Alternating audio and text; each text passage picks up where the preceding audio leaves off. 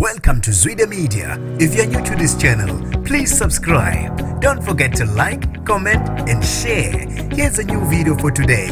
Enjoy.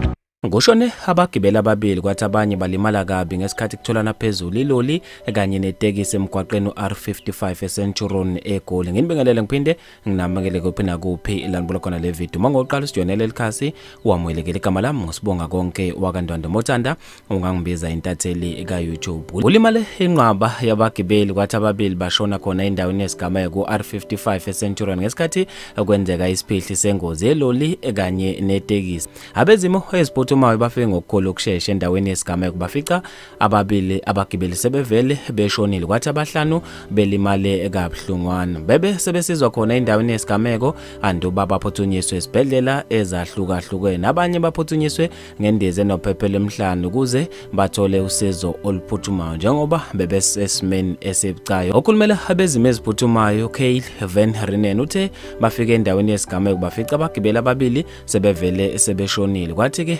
abanye balimale kabuhlungwana babe sebephuthunyiswa ngendeze nophephelo emhlane ngoba bebesesimeni esibucayi. Imbangela yengozi akwaziwa namanje ukuthi ngabe kube yini kodwa kube ukuthi itekisi ingene iloli ngemumva kwabeke sekwenzeka sona lesiphihli sengozi. Bafethu ke lezi indaba ezibhlungu ngendlela emangalisayo ngizofisa ukwazi ubhala kwakho khona lapha kwi-comment section ngalolu daba. Mina nje entatela YouTube sengiphuma kanje ngithi awungibambe evidweni elandelayo.